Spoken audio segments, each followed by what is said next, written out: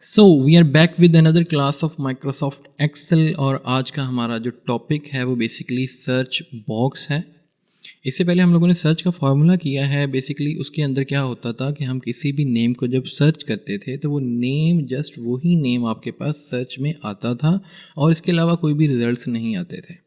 But this time हम क्या करने जा रहे हैं, हम जो भी नेम यहाँ पे यानी इस सेल के अंदर सर्च करेंगे वो यहाँ पे हाईलाइट होगा। जैसे इन दिस केस हमारे पास यहाँ पे इकबाल लिखा हुआ है तो हमारे पास यहाँ पे हमें नज़र आता है कि नर्मदा इकबाल और फादर नेम में भी इकबाल का वर्ड मौजूद है, या फिर तैयबा इकबाल और यहाँ पे भी इकबाल का वर्ड मौजूद है, और यहाँ पे जावेद रज़ा है बट इकबाल नहीं है, बट आपके फादर नेम के अंदर इकबाल का वर्ड मौजूद है। सो दैट्स वाई इसको फॉर्मेट दिया गया है एक स्पेसिफिक, जो कि कलर स्कीम बैकग्राउंड कलर कह सकते हैं, टेक्स्ट कलर कह सकते हैं, या फिर बॉर्डर को स्पेसिफिक स्टाइल में हम लगा सकते हैं।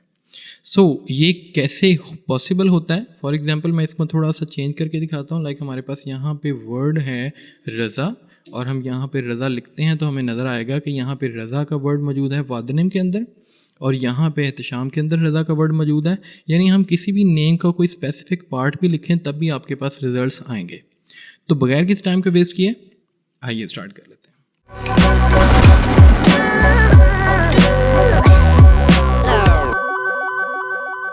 माइक्रोसॉफ्ट एक्सेल राइट नाउ और हमारा जो बेसिकली मेन ऑप्शन है जो कि हम अप्लाई करेंगे सर्च बॉक्स बनाने के लिए वो है कंडीशनल फॉर्मेटिंग, और इसमें हमारा ऑप्शन होगा न्यू रोल।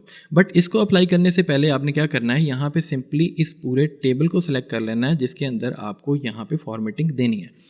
इसमें भी एक चीज़ नोट करने वाली ये है कि आपको फर्स्ट जो कॉलम है यानी registration number, name, father name, joining जहाँ पे लिखा हुआ है ये बेसिकली हेडिंग्स है। तो हेडिंग्स को आपने चूज़ नहीं करना। हेडिंग्स के अलावा आपने कंप्लीट अपना जो टेबल है उसको सेलेक्ट कर लेना है और आफ्टर दैट आपने जाना है कंडीशनल फॉर्मेटिंग के अंदर। यहाँ पे हमारे पास जो मेन ऑप्शन है वो न्यू रूल है।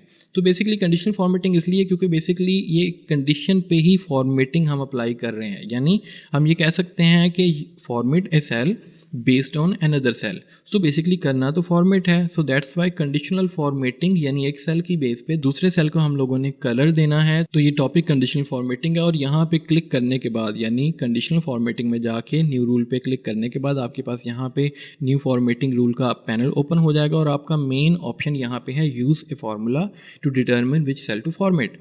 हम इस पर क्लिक करते हैं और जैसे हम यहाँ पे क्लिक करते हैं तो हमारे पास यहाँ पे ऑप्शन आ रहा है format values where this formula is true, यानी हमें ये बताना है कि कहाँ पे ये फार्मूला ट्रू होता है। फार्मूला क्या है? बेसिकली फार्मूला हम यहाँ पे अप्लाई करेंगे equal to search bracket start, और सर्च में सबसे पहले हमें ये बताना होता है कि किस सेल में हम सर्च कर रहे हैं।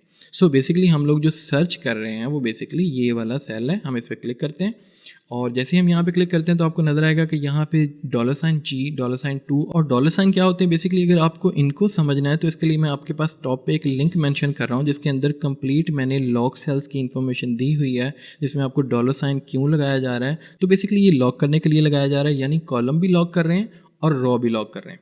कॉमा लगाने के बाद हमें क्या करना है, यहाँ पे ये बताना है कि किस किस कॉलम में हमें सर्च करना है, यानी जो भी हम यहाँ पे सर्च कर रहे हैं वो किस किस कॉलम के अंदर मैच करने पे हमें फॉर्मेटिंग अप्लाई करनी है।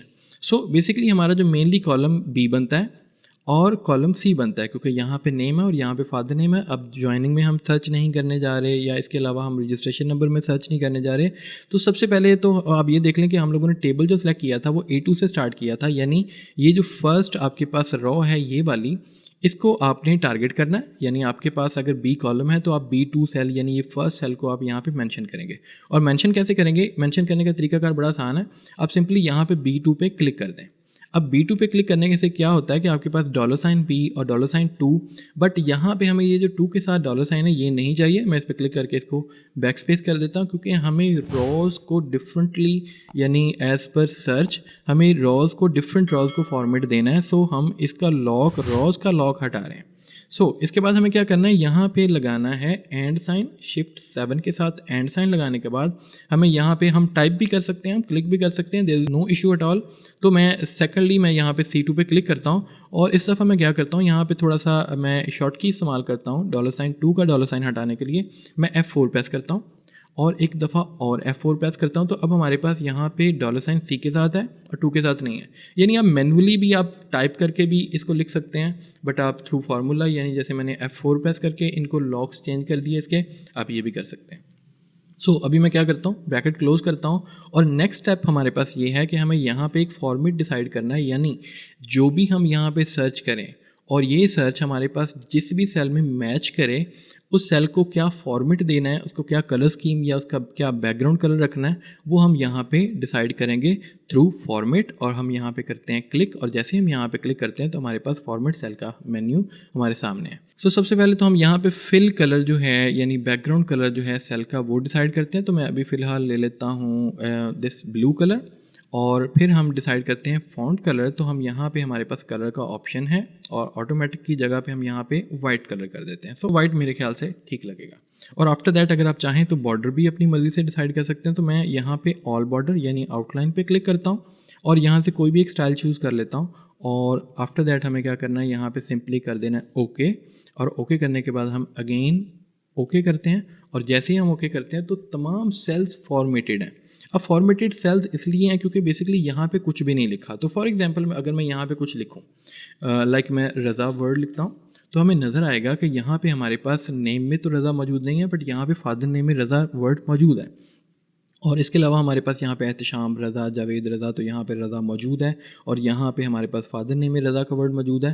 दैट्स वाई हमारे पास जहाँ जहाँ पे भी रज़ा था वो फॉर्मेट हो गया। इसके अलावा हम यहाँ पे इकबाल लिखते हैं, एंटर प्रेस करते हैं, तो हमें नज़र आएगा नेम में या फादर नेम में, यानी इन बी कॉलम में और सी कॉलम में जहाँ जहाँ पे भी वो वर्ड मौजूद होगा जो हम यहाँ पे सर्च कर रहे हैं, वो तमाम सेल्स फॉर्मेट हो जाएंगे। बट एक छोटी सी जो प्रॉब्लम है, जब हम यहाँ पे कुछ नहीं लिखते तो तमाम रेंज यानी कंप्लीट रेंज यहाँ पे फॉर्मेटेड हमें नज़र आती है।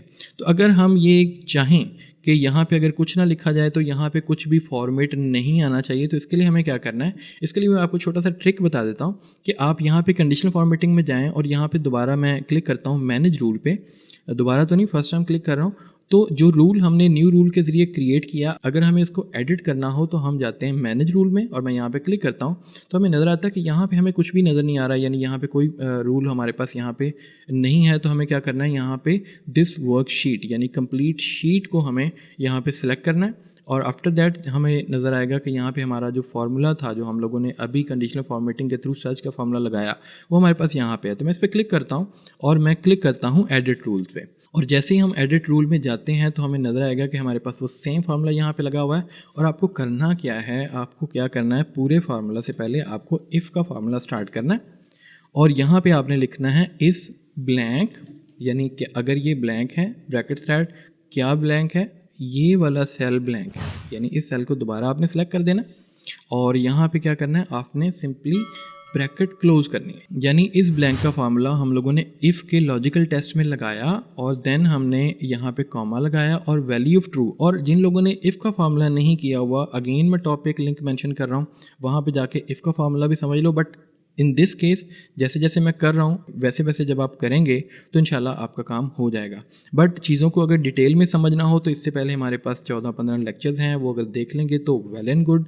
तो इंशाल्लाह आपको हर एक चीज़ स्टेप बाय स्टेप समझ आती जाएगी। तो यहाँ पे हम G2 क्यों लिख रहे हैं, डॉलर साइन क्यों लगा रहे हैं, और इफ़ फार्मूला के अंदर हम यहाँ पे कॉमा क्यों लगा रहे हैं, यानी इफ़ इस ब्लैंक के बाद ब्रैकेट स्टार्ट क्यों कर रहे हैं, तो ये चीज़ें आपको क्लियर हो जाएंगी अगर आप बैक फार्मूलाज यानी पिछले जो लेक्चर्स गुजर चुके हैं अगर वो देखेंगे तो इंशाल्लाह वहाँ पे आपके पास कंडीशनल फार्मूलाज 100% एक्सप्लेन्ड पड़े हुए। अभी हमें क्या करना है, इस ब्लैंक G2, अगर ये G2 ब्लैंक है तो हमें क्या करना है, यहाँ पे 0 मेंशन करना है, कॉमा, और वैल्यू फॉल्स में हम सर्च का फार्मूला ये रहने देंगे और सिंपली हम यहाँ पे एक ब्रैकेट क्लोज कर देंगे और हम कर देंगे जस्ट क्लिक ओके। तो जैसे ही हम ओके करेंगे और यहाँ पे अप्लाई करेंगे और यहाँ पे ओके करेंगे तो हमें नज़र आएगा कि अगर हम यहाँ पे कुछ नहीं लिखते तो यहाँ पे कुछ भी फॉर्मेट नहीं होता। उम्मीद है कि आज का फार्मूला आपको अच्छे से समझ आया होगा। फॉर एग्जांपल मैं यहाँ पे सर्च में कुछ भी कर देता हूँ ताकि आप देख सकें अभी हमने क्या किया। अगर आज का फार्मूला अच्छे से समझ आया तो लाइक कर दो और शेयर कर दो और चैनल को ज़रूर सब्सक्राइब कर लो। इस चैनल पे मैं ग्राफिक डिज़ाइनिंग और ऑफिस मैनेजमेंट से रेलेवेंट काफ़ी वीडियोस अपलोड करने वाला हूँ और इंशाल्लाह बहुत ही डिटेल्ड और हाई लेवल की ट्रेनिंग होगी। बिल्कुल भी मिस मत कीजिएगा। और नेक्स्ट जो लेक्चर होगा वो बेसिकली यहाँ पे मैं कंडीशनल फॉर्मेटिंग कंप्लीट डिस्कस करने वाला हूँ, यानी ये जो तमाम ऑप्शन है कंडीशनल फॉर्मेटिंग के अंदर इन सबको मैं 1 बाय 1 डिस्कस करने वाला हूँ नेक्स्ट लेक्चर के अंदर। तो नेक्स्ट लेक्चर भी बिल्कुल मिस नहीं करना आप लोगों ने। तो मिलते हैं इंशाल्लाह नेक्स्ट वीडियो में, तब तक के लिए अल्लाह हाफ़िज़।